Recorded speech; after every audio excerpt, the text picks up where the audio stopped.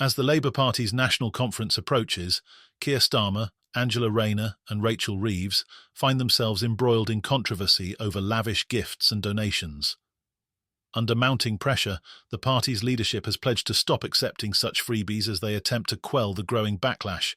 With over £100,000 in donations revealed, including luxury clothing and accessories, Labour faces accusations of hypocrisy and elitism.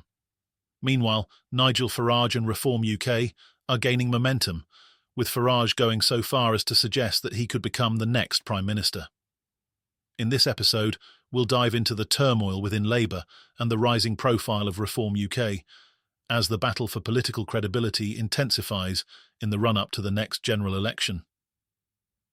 The freebies scandal couldn't have come at a worse time for the Labour Party. Just days before their highly anticipated national conference in Liverpool, reports surfaced detailing how Keir Starmer, Angela Rayner and Rachel Reeves had accepted substantial gifts, particularly expensive work clothing. According to official records, Starmer alone has received over £16,000 in donations for work attire, including high-end clothing and multiple pairs of designer glasses valued at nearly £2,500. Rayner and Reeves were also recipients of luxury clothing donations, with their figures reportedly adding up to £2,230 and £7,500 respectively. These revelations have sparked widespread public outcry. Labour, which has sought to portray itself as the party of the people, now finds itself facing accusations that its top leaders are benefiting from the wealth of donors, living lifestyles far removed from those of ordinary voters. For a party already under the microscope due to proposed policies like cutting winter fuel payments for pensioners, the optics of its leaders accepting thousands of pounds in luxury gifts couldn't be worse. Facing the growing backlash, Labour's leadership acted quickly. In a public statement, Starmer, Rayner and Reeves announced they would no longer accept gifts or donations, particularly clothing items, in an attempt to restore trust with the public. This move comes at a critical juncture for Labour, as the national conference is intended to showcase the party's policy agenda and position it as the alternative to a decade of Conservative rule. Yet, the gifts scandal threatens to overshadow the event, with political opponents, and even some within Labour's own ranks, raising serious concerns. Conservative Party sources have been quick to capitalise on the controversy, attacking Starmer and his colleagues for accepting thousands of pounds in freebie clothes while consigning 10 million pensioners to a cold and hard winter.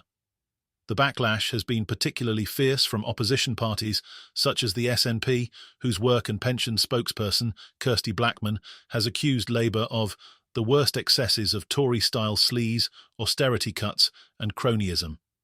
Her remarks resonate with a growing sense among voters that politicians, regardless of party affiliation, are increasingly disconnected from the struggles of ordinary citizens. Even within Labour's own ranks, discontent is surfacing. Former Shadow Chancellor John McDonnell, known for his hard-left stance, publicly criticised the practice of accepting luxury donations.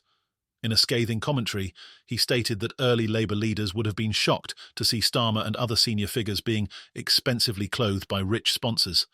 His comments point to a broader ideological divide within Labour, one that has only been exacerbated by the recent controversy. For Starmer, the damage control effort has been swift but complicated. In defending his acceptance of certain gifts, particularly tickets to football matches, he explained that security concerns made it difficult for him to attend such events without the hospitality provided by donors. However, this justification has done little to quell the criticism. The freebies row has not only cast doubt on Labour's commitment to transparency, but has also raised uncomfortable questions about how the party's leadership squares such donations with their pledge to represent working-class interests. The timing of this controversy couldn't be worse for Labour. With the 2024 general election fast approaching, the party is eager to present itself as a viable alternative to the Conservatives. But the scandal has detracted attention from key policy announcements that Labour hoped to highlight at the conference. Now, instead of focusing on the party's vision for the future, much of the conversation is dominated by questions about whether its leaders are truly in touch with the public. As the national conference kicks off in Liverpool, all eyes will be on Starmer to see if he can steer the conversation away from the freebies scandal and back towards Labour's policy priorities. While Labour grapples with the fallout from its freebies scandal, Reform UK is experiencing a surge in support, thanks largely to the high-profile leadership of Nigel Farage. At the party's conference in Birmingham, Farage made headlines by declaring that he could be the next Prime Minister, a claim that many dismissed as outlandish, but which nonetheless taps into a growing wave of public disillusionment with the traditional two-party system.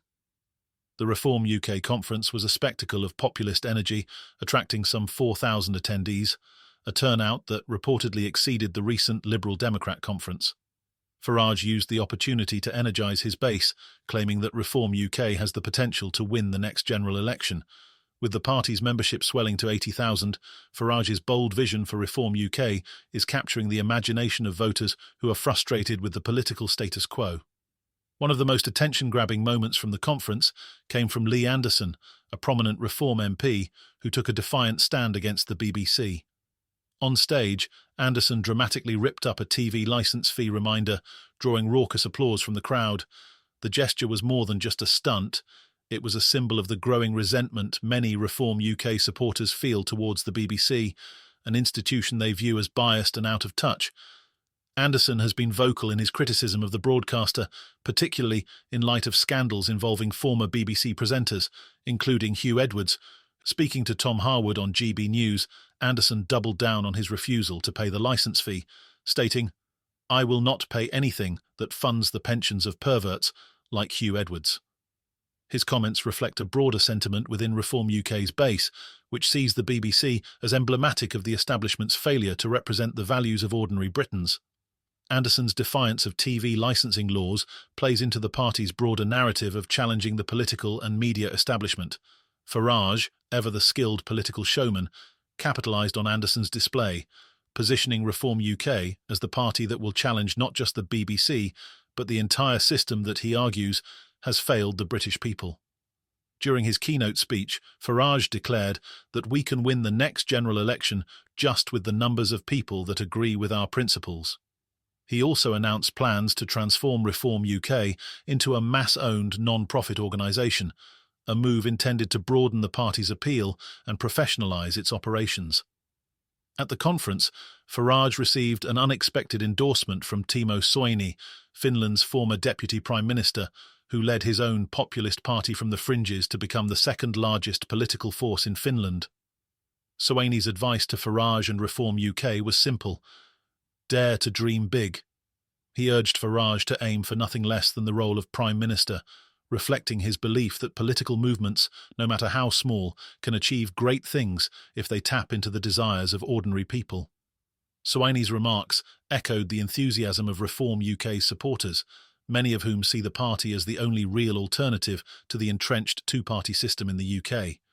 As Farage continues to build the party's base and professionalise its operations, it remains to be seen whether Reform UK can translate this populist energy into electoral success. But for now, Farage's bold rhetoric and the party's anti-establishment stance are resonating with a growing number of disillusioned voters. The contrast between Labour's current predicament and Reform UK's growing momentum couldn't be starker. As Keir Starmer and his colleagues attempt to put the Freebies scandal behind them, they face the difficult task of regaining public trust and refocusing attention on their policy agenda. The decision to stop accepting gifts may have been a necessary step, but the controversy has already done considerable damage to Labour's image, raising uncomfortable questions about the party's commitment to fairness and transparency. What are your thoughts on this? Also, don't forget to like and subscribe to the channel. Thanks for your attention.